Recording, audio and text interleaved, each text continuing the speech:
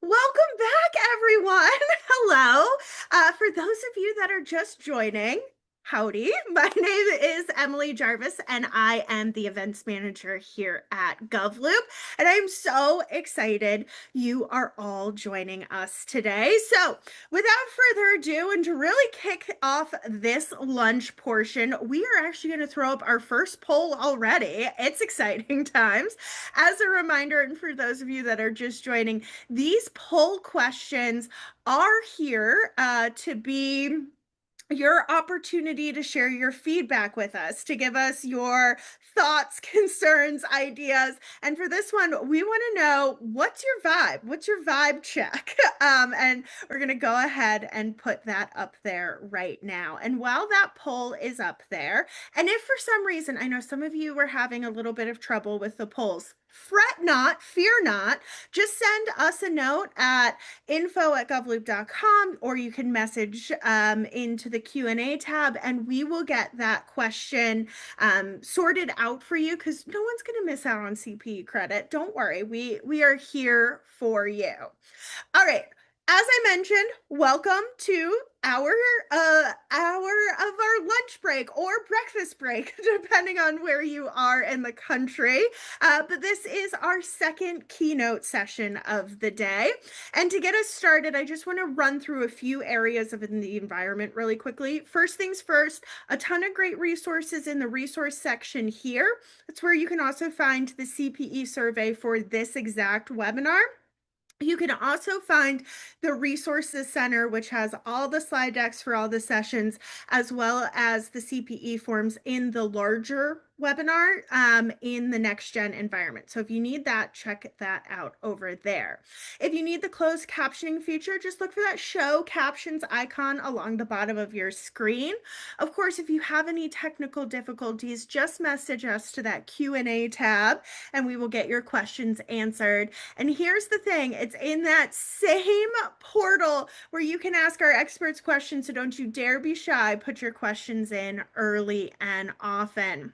You can also interact with each other using the webinar chat feature, so make sure you are checking that out.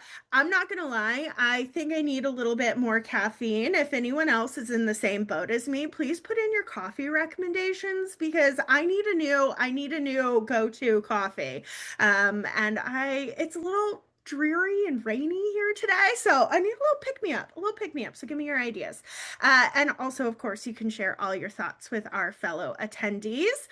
You can also get one CPE credit. I've mentioned that a few times already for attending today's session. You're going to participate in all the polls. We have one poll up right now. You're going to stay for the entire session, and you're going to fill out that post-event CPE. Do those three things, and we will send that credit off to you. All right, with all that housekeeping out of the way, I got to give it up to our sponsors, because without them, this session wouldn't happen, nor would any of NextGen happen. So WAPA, Code for America, Young Government Leaders, Cisco, ServiceNow, Laserfiche, Pluralsight, Carahsoft, Atlassian, and Granicus. We could not put on the summit without you. And if you were in our opening keynote, you probably heard me chatting about our NextGen Public Service Awards, but they're so good, they need a second mention. So the NextGen Public Service Awards are a way to honor your colleagues who are going above and beyond and doing great work. Nominations are open through August 1st, so get your nominations in early and often. All right. Ooh, lots of good suggestions here. I don't even know what some of these are, but I am thrilled to discover what they are a dirty chai tea. I don't even know what that means, but I'm going to discover it. Google is going to be my best friend as we head into our next session. But I'm not going to waste any more of our time because we have one awesome session headed your way. And here to talk about how to break down organizational silos and collaborate more effectively is Jessica MacLeod, who is a leadership coach and a former tech and government leader. Jessica, I'm so excited to have you joining us this morning. Thank you. I was so happy to be here. And she's in bright and cheery California. So if anyone else from California is on right now, I'm so jealous because the sunlight flooding in to her office is incredible compared to the dreary DC weather. But I digress. So, Jessica, we are here obviously talking about organizational change. So let's start with the big one. You said culture is infrastructure. What the heck does that mean? It's a big claim. I'm not, well, break that down for me. What does that mean? Yes, absolutely. First, I just want to say thank you to everyone who's here for your dedication to public service. You are working on some of our time's greatest challenges under very difficult circumstances. So I'm very grateful to the work that you're committed to doing and for being here. So I just wanted to say thank you first. Um, Fundamentally, I think what we're talking about today is that the biggest challenges that are facing our society are too complex and multifaceted to be addressed by a single agency or a single department. They can only be solved by multiple teams working together. And so, what role does culture play in that? I think culture often gets dismissed as the soft stuff in government, but it is the backbone of how work gets done. So, when you have multiple teams that are coming together, you see that they often have differing or competing goals. They might not always agree on how to define the problems, and they probably don't know each other well enough to have that inherent trust to be able to disagree or engage in challenging debate to come up with more creative solutions. So culture shapes everything. It's how decisions get made, it's how people show up to meetings, it's whether we see people being able to hold each other accountable as peers to get results and advocate for the resources they need to be successful. I like to say that, just because my background has been in tech, in government, both leading, digital services and IT in city government, and then outside working at tech companies as a vendor, if tech is your hardware, then culture is your operating system, and you can't modernize one without the other. So that's where I really think culture comes in. It's a kind of framing point for all of this. I like how you said that so clearly. If one is one thing, then you need the other because I think sometimes depending on which camp you're in, and there's all different roles and responsibilities, I think sometimes we get this siloed thought process of like, this is my lane, this is what I do, this is how I think about it. But to your point, you really do need to kind of be thinking about both sides of the coin there. I want to follow up on one thing you said, though, Jessica, because you distinguish between technical, social, and strategic silos. Which one do people underestimate the most, and what do you really need to be prioritizing and thinking about? Yes. So you're referencing an article I published earlier this week, where I break down kind of these three different types of silos that I see in government. The technical silos, these are the ones that I spent a lot of my career working on. These are the systems that don't talk to each other, data that isn't interoperable, things like that. So these are often very visible things. These are the ones that are more easily solvable. These have, clear solutions. So the ones that I want to focus on that I think often quietly derail collaboration are the social silos and the strategic silos. The social silos, kind of getting back to the culture piece, these are the trust gaps. These are the unclear roles. These are avoiding hard conversations. So it's people talking past each other because we're not using the same terminology. We're not feeling empowered enough to name when there's a misalignment, or come up with a plan that kind of meets everyone's needs. The strategic silos, I think, are also really important. And this is the way I frame this in the article is, when we have vertical accountability that clashes with horizontal problems. So in governments, if you look at the way that, money flows through government, we often have teams that are held accountable based on their org charts, based on the way money flows through governments and what programs get funded and how those align with the way that we're structured. But when we, get real for a minute and look at the biggest policy priorities that we have, let's take homelessness, for example. It's a really good example. It's so multidimensional. We have people that need mental health support. We need addiction services. We need permanent supportive housing. We need job training. All of these levers come from different departments. And so if each department is only measured by its own, individual metrics related to a challenge like this, we unintentionally discourage the kind of collaboration that we need to be supporting to make these services actually function well. Um, one example, kind of in the homelessness vein, that really stuck with me, I heard from a former colleague who worked for OMB about 10 years ago. And he worked with the Housing and Urban Development and the VA around a shared goal to end veterans homelessness. And their goal was to end it.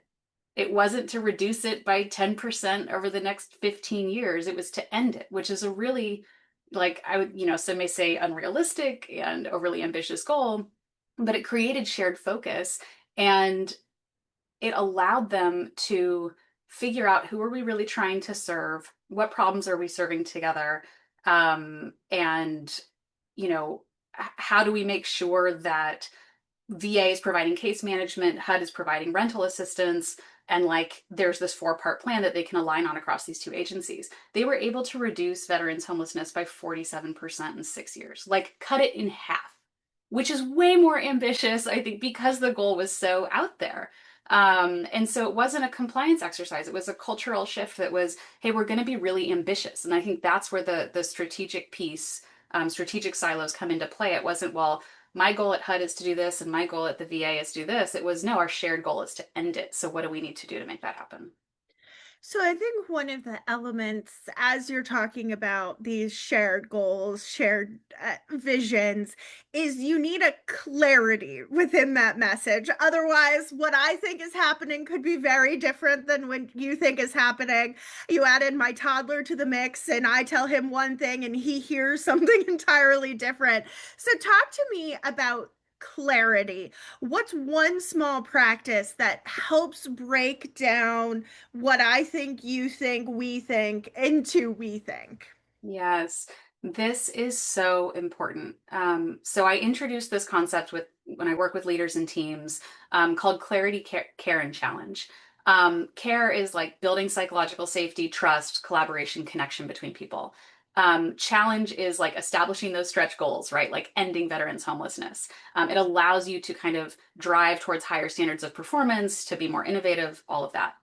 Clarity is this piece that often gets overlooked. It's about um, setting shared priorities, setting clear expectations, making sure that we're super clear on the language and terminology that we're using and how we get the work done. Those things are often not verbalized or documented. And there's a lot of wasted effort as a result. And what happens if you don't have a lot of clarity, the care piece gets eroded. People stop trusting each other, right? Because they're talking past one another. They don't have visibility into the work, all of that. And I love this framework because it applies to so many situations, and it's starting to get validated more and more in the research across domains. There was this one study a couple years ago, where a business school professor and a policy professor at Harvard found 3 major barriers to like cross boundary collaboration. They were looking across sectors and like complex teams that need to work together. The point that I want to make about this is that if you know that there are these 3 inherent challenges going into any collaboration that's complex between departments, agencies, or even sectors, working with vendors, universities, anything like that, you can call this out up front, and you can make these common hurdles explicit and articulate how you're going to mitigate them ahead of time. This is going to help you tremendously. So these are the 3 barriers. The first one is how we define the problem. This is really important when it comes to clarity. Everyone brings a valid lens, but we also see the world through our unique lens. So if you work, if you're working again on a homelessness problem and you're from the parks department, you're going to see that problem very differently than the police department might. It doesn't mean that you have the wrong lens. You just have different perspectives, and you have to define the problem in your own language so that you can get to some shared understanding of what it is that you're trying to solve together. The second piece is team building. So you can't problem solve if people don't feel safe asking questions. So really being explicit about what is the culture that we want on this task force or this team, so that we know we're able to challenge assumptions, ask clarifying questions. No one's going to look dumb. We all come from different worlds. That's our strength. And there's no quiz here. This isn't a performative act. This is about getting to the root of solving something that is inherently very complex and requires a different set of perspectives and skills. And the second piece is really interesting. It's called multi-accountability. And that is, you're still expected to deliver on the mandate of your own team or your own department, while also being expected to deliver on this really complex shared mission or project that you're working on. And so a lot of unspoken tensions on kind of cross collaborative initiatives fall when these tensions don't come up. When people get off, on like this is the work that's more important today. I have to go do this, or this is in conflict with something else I'm working on. When those things don't get surfaced ahead of time, people aren't communicating and they're not collaborating effectively. So when it comes to clarity, I think visibility and alignment are really important. A really simple one, and I say this over and over again. If you read my newsletter, I say it in probably at least 70% of the ones that I put out, is work in the open. And I don't mean public transparency. I think public transparency is fantastic. I worked on open data for years, but I'm talking about work in the open with each other. What I mean by that, get out of private documents, private inboxes, private folders, work in shared collaborative tools with the people on this new team that you're working with. Use visual management tools. So project boards, decision logs, things like that, so that people know what the stage of the work is and what's coming next. And share like early messy work. It's about coming up with ideas and being open enough to say, hey, I want to attempt this thing. Let's see how it goes. I'd love feedback on some early ideas. That's going to inherently build trust with new people that you're working with for the first time. So it's not about like adding more meetings. It's just about having more visibility and having that extra clarity, I think lowers the friction and collaboration becomes a lot more possible. That makes a lot of sense. I know some people are hesitant, and there are places where you can't share things. If you're working in top secret Yep. locations, you've got some, privacy issues or things like that. So we're not talking breaking down like those barriers, but I do think that sometimes we get so entrenched in this is my job, this is the things that I'm doing, that you Yeah. almost don't want to have that visibility because you're like, I don't want them to know, but it's so much easier and it's so much more helpful and collaborative if you're able to kind of break down some of those barriers in some cases. So Yeah. I appreciate that perspective. So let's get really tactical here, Jessica, because as folks are listening to this today, they're probably like, this all makes sense, but how do I actually do it? What are some strategies? So, how do you help teams really speak the same language, especially when they're kind of looking at different definitions of success, different project goals, perhaps? How do you get them talking the same way? Yes. Be very wary when people want to jump into timelines and tools and things like that right away and use that as your cue to pull the conversation up. I always start like cross agency projects or kind of big collaborative projects with people from different teams with a definition session. This is so important because oftentimes misalignment comes down to simple language differences and people being too afraid or self conscious to ask questions. Don't be afraid to ask questions. If you don't know what an acronym means, first of all, try to not use acronyms in your first few meetings with a new team. You may have the same acronyms that mean totally different things in your different domains. That can cause a little like quite a lot of confusion.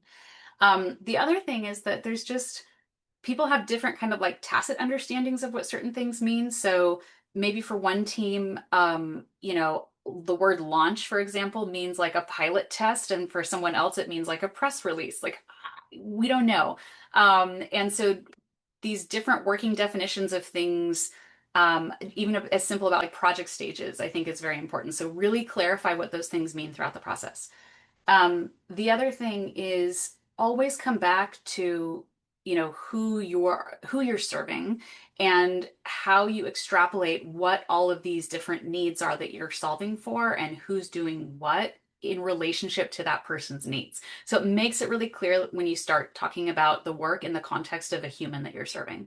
The closer you can get to doing that, the easier it will be to break down some of those language barriers. Um, so for example, back to, I'm just going to stay on the homelessness example. Like I was working with a team in a city where panhandling meant something different, like to the police department than it did to a different department they were collaborating with. Oh, And because they had different definitions of what that meant and where it was allowed and how they were, going to respond. Um, they were working at cross purposes without knowing it, or they were kind of, they were not aligned. So I'd say shared language is not fluff. It is risk prevention. Do it early. And I love the George Bernard Shaw quote that you probably all heard, that the single biggest problem in communication is the illusion that it has taken place. So I know we all want to like get to the meat of the work that we're trying to do, but if we aren't grounded in the shared language first, it can go really off the rails downstream. Yeah. We unintentionally created a bunch of nicknames here at GovLoop, even for something like what we're on right now, which is a webinar. We call it a webinar, an online training, and a Webby. And we had a bunch of new folks starting, and they were like, "What are you talking about?" And I was like, "Great question. I guess we should streamline some of this because I think sometimes some of these natural acronyms or code words, or you're saying one thing, I'm saying something, they often evolve over time based on the culture of your organization. But as people come in and leave, that totally gets blown out of proportion. And then just like what you're saying, people are not speaking the same language and it goes out Yes. very quickly. Yes, I love it. I'm looking at the comments. Yeah, acronyms, say no to acronyms. I think that's fantastic. I'm also seeing cross-agency and interagency collaboration, so many tools, and we're all using them differently. Yes. Oh my gosh, it's such a headache. You have to come up with like, what is that standard operating procedure for how we do the work?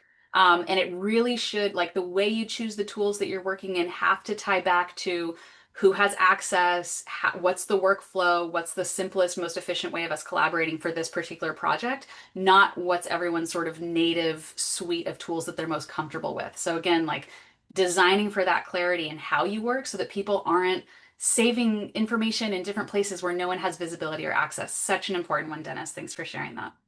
Definitely. All right. We are rapidly running out of time, but I've got some more questions for you, Jessica, and our audience does as well. So, a lot of us, myself included here, we're not necessarily in positions of power to change things from an organizational standpoint, right? But what advice do you have for us, for those of us that are not in charge of their organization, who's not in charge but wants to lead some of the change, wants to maybe figure out strategies to be more collaborative, to break down some of these silos? What can we do? Yes, such a good question. There's so much you can do. I actually think not being, the head person in charge is a huge advantage to you for a couple of reasons. I'll share an example. About 8 or 9 years ago, I worked with this amazing woman. She was working in a department in the state of California. We were working on a huge cross-agency initiative around interagency data sharing. And we started with all the health agencies. We were working with the, Department of Technology. There was a lot of collaborators. And she was by no means in charge. She was like a senior analyst, IC level person. But she did something that none of the other leaders who were very senior, agency secretaries, AIOs, all of that, did not do. She generously connected people. She was incredibly curious about everyone's interest in the subject. And she asked a lot of great questions. She got to know people, and she had the courage to make introductions and connections that built a lot of bridges and helped people feel like they were part of a culture of this initiative. So she was really like the cultural ambassador of this huge cross agency initiative. And I think it was in large part successful because of that culture that she created. So she found opportunities to bring people together in fun ways for events and workshops and learning sessions. She made everyone feel like they were part of something bigger than just their own kind of slice of this initiative. And so I think your credibility builds when you help others around you move forward in that way and you bring people together. The other thing I'll mention is like when you're part of a big cross agency initiative that feels overwhelming, start really small. So find some sort of entry point that feels meaningful, that's acceptable to try, but also is just seen as provisional. So it's a starting point where you want to just say, this is something where we can try something, learn something from it, and use it as a means to keep going. What if we just made this 10% more clear, or we made 10% progress on this one area? That's a great way to get going if you're not in a senior leadership position. I love that connection piece. And apologies, I'm just choking and coughing over here, but we're just gonna move past it. All right, so how do you frame collaboration as a performance win to maybe someone who's more skeptical, to the person that's like, no, this is the way I've always done it. We're gonna keep doing it this way. This is the way it works. How do Yeah. you reframe this idea? So I want everyone to take a minute and think about your own team. When you think about performance management in your agency, do you think about compliance and risk management, collaboration and innovation, or individual accountability and reviews? You can drop it in the chat. Compliance and risk management, collaboration and innovation, or individual accountability and like your own performance review. Your answer is going to say a lot because when we're in a culture that is too myopically focused on holding individuals accountable for being compliant and reducing risk, over creating the conditions to foster collaboration and innovation, it is really hard to set meaningful shared goals and get people collaborating across silos. So the groups that are most successful at this are the ones that feel from their leaders like they have the permission to learn and innovate as they go along. They're much more able to make incremental progress on really challenging, thorny issues. So if you can reframe, collaboration or bringing in new partners and new stakeholders from extra work and more bureaucracy to risk reduction, actually, or delivery acceleration, you can say, hey, if we align early, we avoid rework later. Or if we bring them in now, we won't get blindsided down the line. Um, can we talk about it in a way that's, how many hours could that potentially save us? What's a way that we did it, in a much more siloed, kind of compliant focused way previously, where we could focus more on this other side of the pendulum of collaboration and innovation and creative problem solving. We're bringing in more interesting ideas up front. We're de-risking because of that. So create a container for that, and the last thing I'll just say on this, I think, is maybe a bigger challenge that might feel more existential for all of you, but start also thinking about how you can shorten the feedback loops between policy and delivery. So what I mean is every policy that's passed has, a goal or a desired outcome, and it's what's advocated for to get those policies passed. But when it gets translated into how it's going to be delivered as a service or a program, a lot of that richness is lost, and we start having conversations instead about compliance, reporting, dollars spent, activities carried out. What about the efficacy of the policy? So these are bigger questions about, if we want to be collaborative and work across silos and all of that, we can also really think creatively about working across levels of government. Who are your friends at one level, of government, more local or, more national than you? And how are you connected with them about the programs and policies that you're working on? And I think that's a really interesting area to start exploring. I love it. All right, final question for you, and then I've got a couple from the audience. But I like to kind of end these sessions thinking about what we do next, because I think sometimes we come to these types of sessions, we get all inspired, and then we walk away and we're like, all right, back to the day to day. So, if you had a magic wand, Jessica, and you could wave it around and you could say, if each one of us committed to this one brave action after this conversation, what would you wish for folks to kind of go out and do? I'm going to make this really, really easy and attainable for everybody because I don't want this to feel like such a big hurdle. Um, Challenge yourself to ask more questions. Challenge yourself to get to more clarity about what good looks like on something that you're working on, not just your part of it, but bigger picture.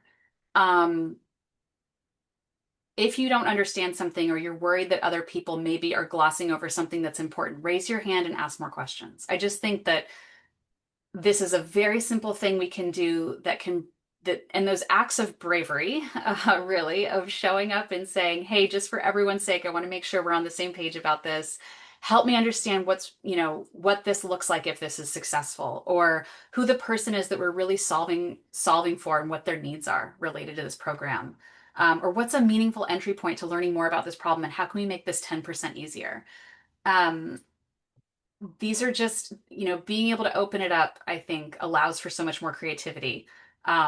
If you want to use that in the vein of more collaboration, is there anyone we haven't brought into this conversation yet that should really be a part of it?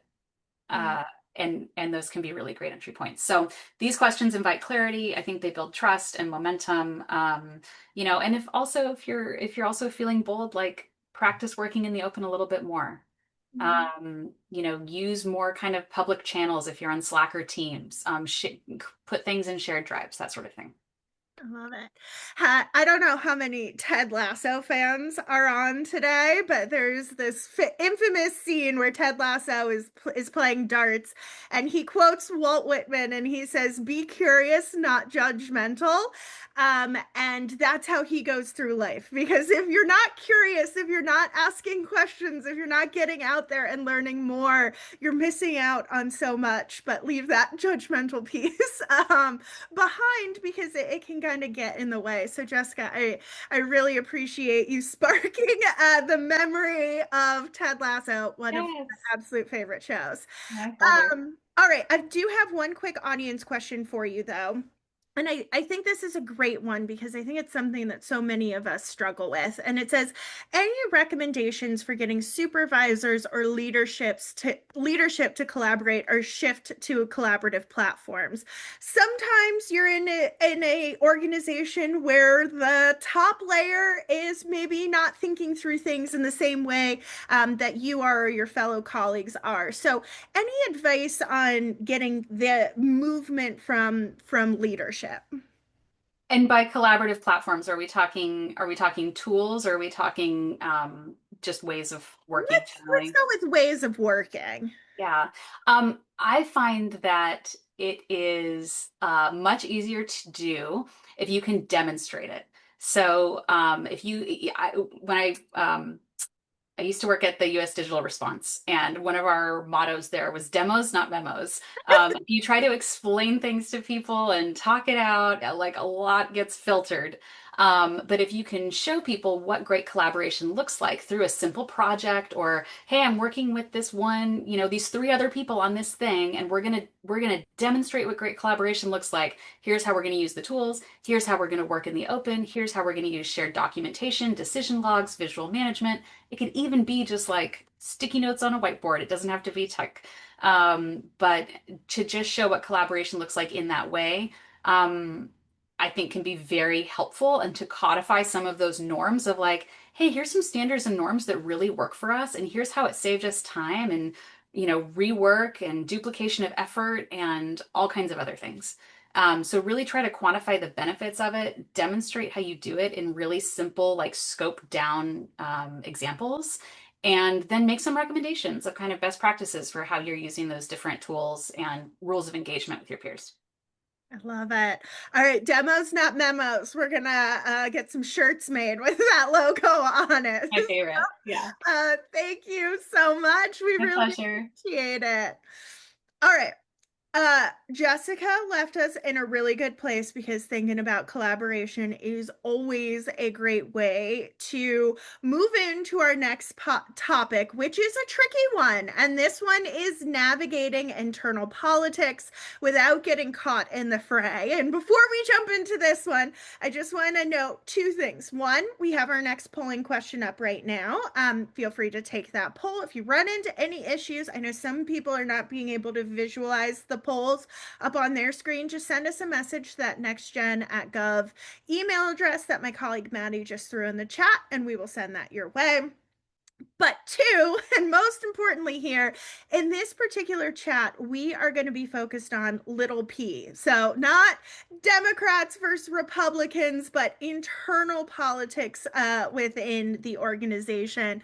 And here to talk about all of this is Cardell Johnson, who is the acting director for the National Resources and Environment Team at the Government Accountability Office. Hello, sir. How are you doing today? I'm doing pretty good. How are you? I'm excited to talk about this.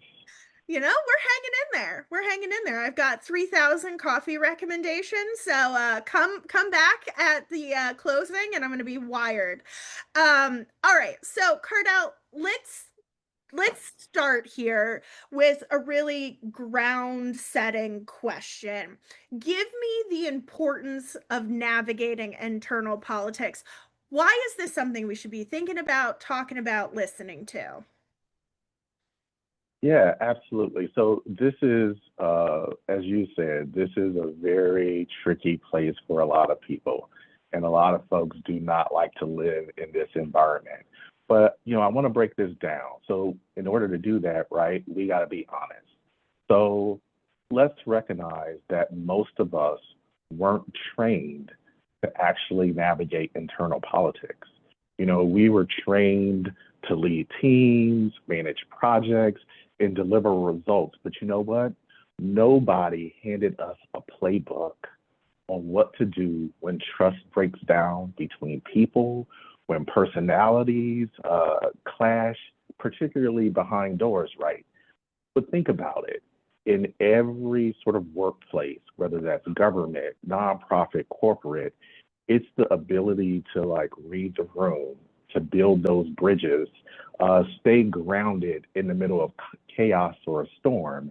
Those are the things that often will determine who thrives and who burns out. So I really think that is so important that we have this conversation. And I like to say, navigating politics, and we're gonna, as you said, navigate that with like designate that with a lower P. It isn't about being manipulative or playing games. What it's really about, it's about understanding people, timing, and influence. And I'd like to, personalize this, and I'd say, for me, it was really in the stickiest of situations, those situations that could have really pulled me into conflict, that I learned how to stay neutral without being invisible, that I learned how to lead without a title, and how I learned how to like keep people focused on a purpose and not personalities. And I think that these moments didn't really just challenge me, right? They've shaped the leader that I've become. So things like skills that you need in dealing with this, like emotional intelligence, strategic communication, servant leadership, these aren't skills like, sure, I read about them, but I really learned them on the battlefield. How I got good at those things is by being battle tested, and those skills were earned.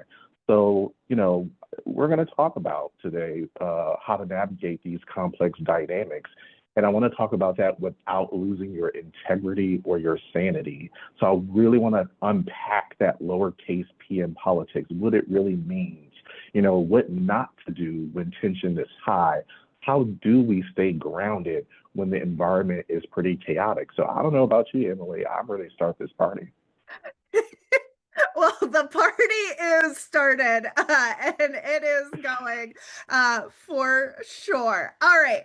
So you hinted at this a little bit, but what is lowercase p? If we're talking about Mhm. politics in this sense, what is it? All right, so let's define that, because I think in order to talk about the politics of lowercase p, we got to ground ourselves in what it really means, what politics really means in the workplace. And I know a lot of folks are like, oh, politics, that's just about power grabs and manipulating people.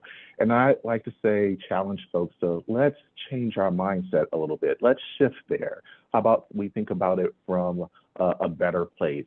What it really comes down to is about navigating unspoken systems of influence, trust, and perception that really exist in every organization. So, when we talk about the lower P politics here, this isn't manipulation, it's about influence. It's the informal ways decisions get made, relationships, it's about timing and trust. I also like to say that the internal politics, this it lives in the gray space. There's a lot of things happening that we sort of don't realize. Internal politics is rarely written down, but they shape everything. Who gets heard, how fast things move, who gets credit. That's what we're talking about here. And so I like to say that I know politics, a lot of people, believe it to be a dirty word, but it's not inherently bad if we just shift our mindset, right? And we just think about it, okay, this is a way in which we try to move ideas and work through systems of power and personalities. That's what we're talking about here. And if I bring this home with an analogy, I like to say that this is like navigating back roads without a map. You can get to where you're going faster if you know the terrain, right? Mhm. You definitely can. Although, let's just say sometimes some of us are navigationally challenged and the map can be a little opaque, right? A left, is it a strong left? Is it a bend? I don't know. So I'm going to have you map this for me in a way that's going to make sense here in just a second. But before we get into that, I do want to ask you, I think sometimes having a real example of this can be super helpful. So, Cardell, if you feel comfortable with it, if you could share a time or experience you've had where you've had to navigate some of these little p politics within your organization, that I would love to hear it. Yeah, oh my. So many examples are coming to my mind because I felt like this has been my whole career, like every day stepping into these traps and navigating them. So I think the one that I will go with here is, in a previous organization, I was asked to co-lead a very high profile project. So the organization, the top leader in the organization had decided that organization didn't do performance management well, and that we needed to take the current performance management system, throw it out the window, and usher in a new system. So I got asked as the chief performance officer to work with the chief human capital officer to come up with a new performance management system for the organization. And so at the kickoff meeting, the number one leader had all of his senior leaders in the room and had invited me and my colleague who were co-leaded to hear like what he had decided we were going to do.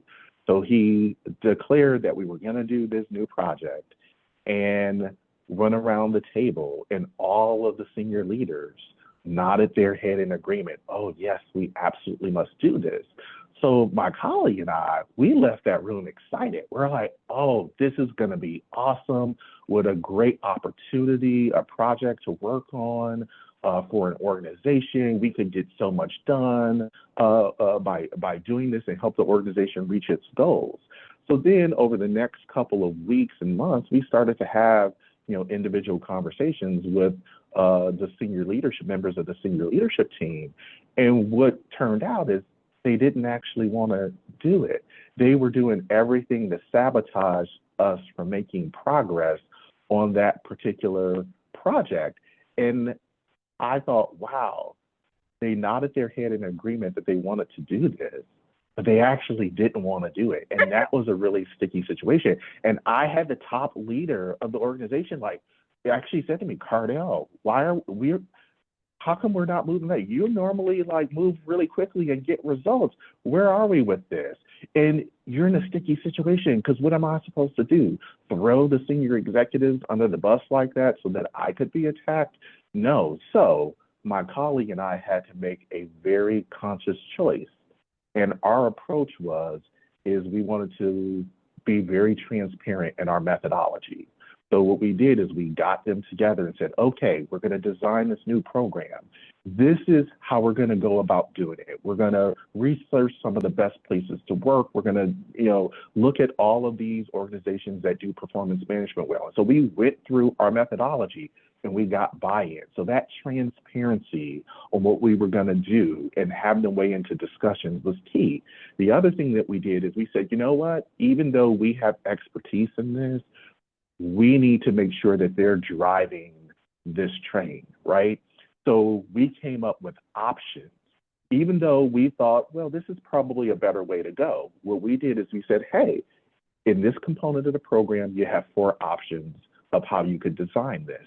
Here are the advantages and disadvantages of doing that, and we let them make the decision and document that decision. And so being neutral in that discussion, but still providing key information to help them make the right decision was necessary. And then I think the last thing that we did here that I can vividly remember is we did a lot of personal engagement with people, right? And what we did is we needed to get to know those leaders better. We needed to get to know their values. And so when there were disagreements, right, we framed our conversations around the values, around their values, and then try to align those values to the overall goal. And that really helped break the ice there. So if I had to bottom line this, like, I think that it was being very transparent, very intentional, that really helped us get over the hump without really getting caught up in that fray. Yeah. All right. So there are a lot of forces at work right now with agencies. There's lots of changes happening within different organizations, and I'm talking fed, state, local, right? Anytime there's a new administration coming in, things change. In particular, this Mhm. time is a big one. What what advice do you have for our attendees who are looking to continue the mission, continue to do all of the great work that they are doing? How should they avoid getting caught in this political situation that we've got, little p political situation that we found ourselves in? Yeah, so this is a tricky one, right? And I think that experience has really taught me a lot about what not to do. Yeah. And I think being intentional is a key here. But one thing I want to talk about, like what to avoid when, sort of Yeah. dealing with this situation, is you do have to avoid gossip and triangulation, right? So triangulation, that's about when someone comes to you to Uh-huh. check the temperature on someone Uh-huh. else instead of going to the source. And it it might seem really harmless, Yeah. but it quietly erodes trust. And so what you don't want to do is you don't want to become that middle person managing everyone's emotions in there and their assumptions and the complaints that are going on. So what I've really learned to do is try to gently redirect those conversations by saying things like, that sounds like something that you might want to bring directly to, and then maybe even facilitate in bringing the folks directly together. And then I think in the broader environment here, I would say that what we have to focus on is what we can control, right? You have to think about your circle of influence. And I often say, change is difficult for people, right? But also, I tell people to see the opportunity. So, okay, we want to do things different. All right, how might that now work? How could we be successful at still achieving the mission and that goal? So don't get so hung up on what used to be, and I love that. Is there a way to sort of reframe that and still be able to move things forward? So that's what I would recommend there. Yeah. I love that. I will say, as the generation that grew up with Gossip Girl, it is so hard to turn that off, that mentality. But I 100% agree Oh, with you for, keeping your own sanity as well as kind of keeping the organization moving in a positive direction. It is so essential. And because if anyone watched that show and know how badly things ended up, gossip just never leads to anything good. Never leads. never, never. Anything good. There's a whole lot of turmoil. All right. Give us the best practices here, though, because I think there are ways to harness the power of the little p politics. So, what are some best practices for actually using this to your advantage? Yeah, so you got to be consistent, right, and transparent.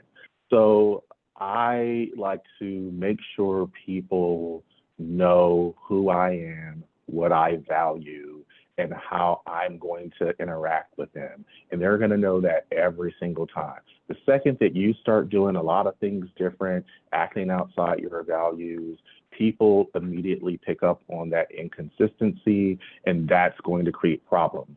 Also, working too much in the dark. Like, and I get it. Sometimes you start off on things and you need to, it's close hold and things like that. But there are still opportunities that you can say, yes, and we are having discussions about this at this time. You know, we're not able to, but we do have intentions to have discussions about this. So as much as you can be transparent about what you're doing, and I don't buy all the people, well, you know, we can't really get out in front of, that's true. You can't get out in front of things and you can't introduce things before they're ready, but you can still let your workforce know that you're aware of things, you're having discussions about them. So I think that helps like cool temperatures down too. So being transparent in everything that you do is important. And I would say one of the key things for me is also lead with service, right? So for me, it's not about what I want. I am here to serve the organization and help the organization with at what it needs. If there's a team that I'm working with, what does the team need? Instead of thinking, well, how do I protect myself? So I think if we lead with service, right, that is really going to help us to stay out of that, because people will see, oh, well, they're just trying to help meet the goal of this. Oh, they're trying to move us forward. They're not thinking that, oh, you have some other ulterior motive. So if you keep that focus on that service, that usually keeps you out of the fray there. That makes a whole lot of sense.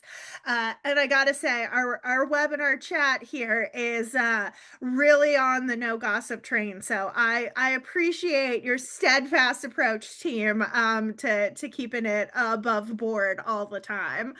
All right, I have a few more Mhm. quick questions for you, Cardell, and then we'll get into our Yeah. audience questions here.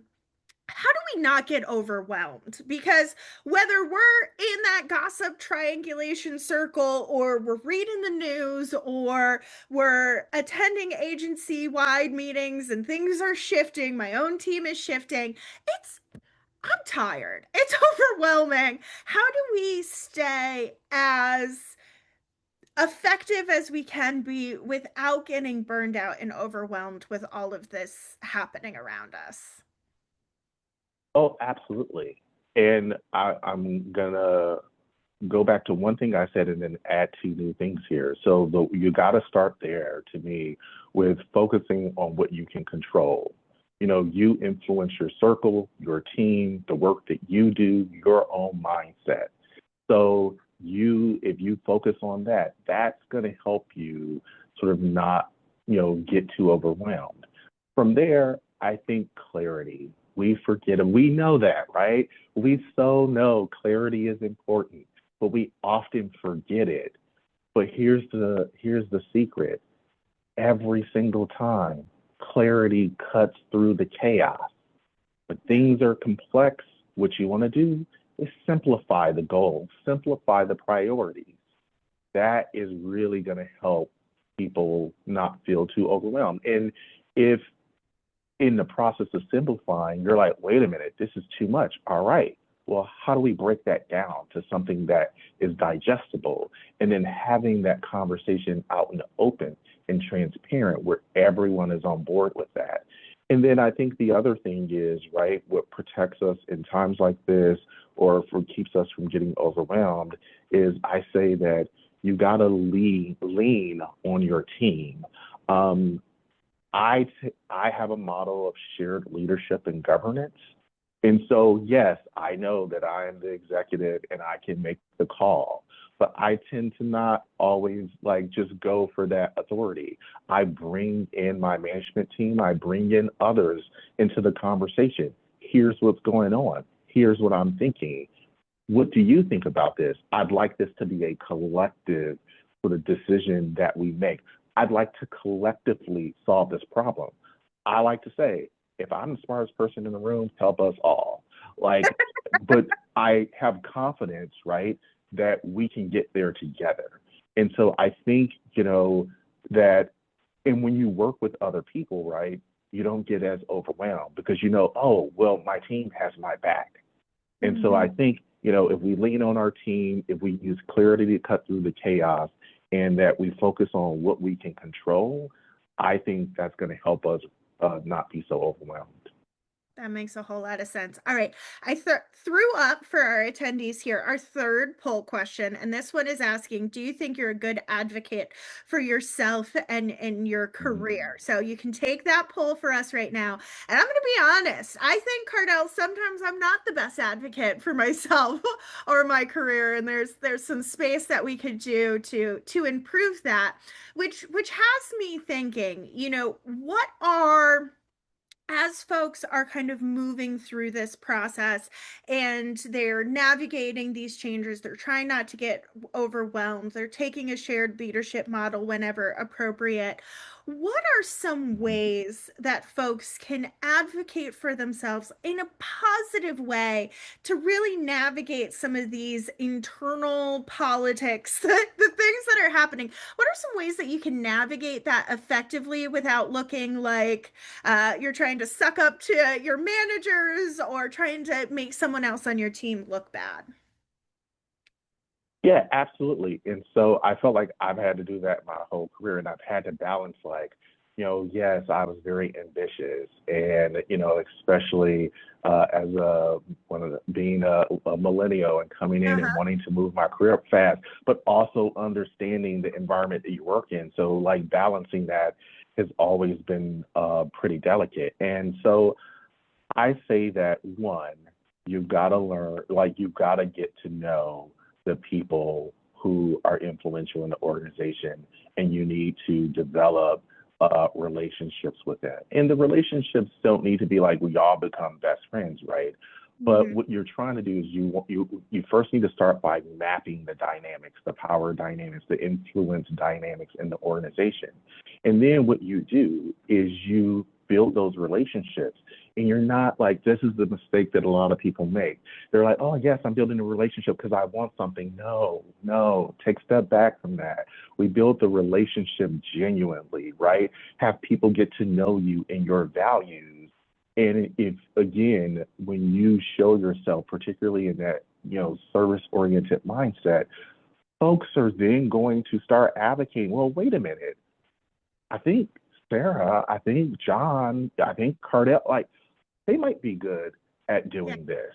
And so let the work speak for itself. Let your values speak for themselves. You don't have to do too much advocating. Now, there are times too when you do have to actually have those conversations and say, hey, I'd really like to do that.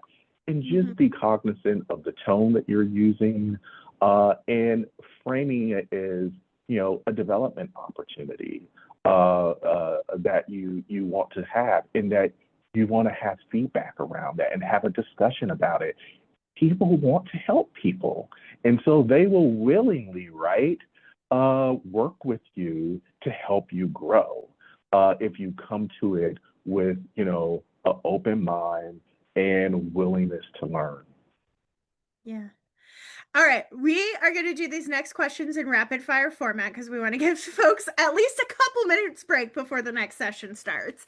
And the first is a great question in here from Sonia. She says, what if your leadership is taking on the role of fear or emotional decision making? If the roles are reversed, how do you handle this? So in our perfect world, right, our agencies are coming to us with clarity, with a plan, with some distinct kind of next steps, but we know that's not always the case. So if you are operating in a more ambiguous space where maybe there are multiple things floating around, there is Mhm. potentially some reorganization, some fear, a whole bunch of things happening, what do you do, if at all? Yeah, so I think here questions are very powerful, right? And it's all about how. It's not exactly what you say. I mean, to some extent, but it really is the how. You watch the tone and how you ask questions. And so I've had this happen to me a number of times. I might have actually had this happen the other day. But I will say that what you do is, even though you might be making assumptions, check those assumptions that you're making, because you could actually be wrong. So I like to come to that discussion and say, well, hold on, let me make sure that, since I will need to execute this or do this, be part of this, let me make sure I understand, what the goal is.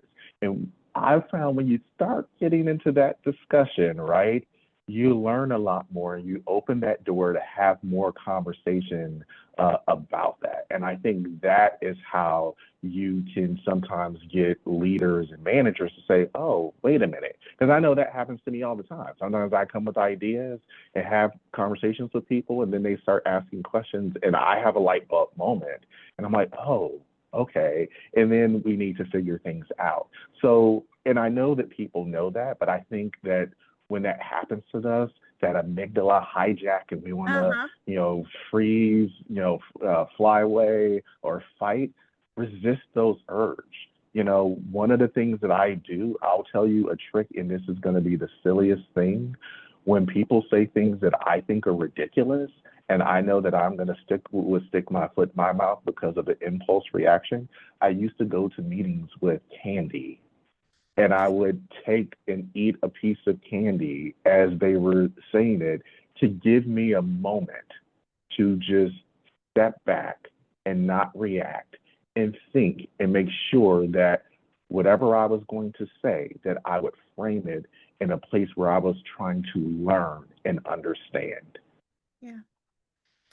I really appreciate that, Cardell. Let's give him a virtual round of applause. We have no candy in our mouths right now because that was perfect. So thank you uh, so much, sir. We really appreciate it. And I think sometimes I know I myself can get guilty in wanting to know the scuttlebutt of what everybody else is thinking and hearing, and then I develop all of these ideas in my head, some of which are true, some aren't. And so I really appreciate you walking us through some ways to navigate that a little bit more responsibly. So thank you so much. Thank you. Happy to be here. Yeah. All right. So I know some of you have had some challenges with the CPEs and the polling questions. Fear not, friends. We're in this together. We'd never leave you behind. If you are having an issue, just email us. I put the email in the chat a few times, but just email us at info@nextgen.gov and .com, excuse me, and we will get that all fixed for you. You're all going to get your CPE credit, so don't you dare worry about that. I want to thank our wonderful sponsors for helping us put on this session today. You can see them right here.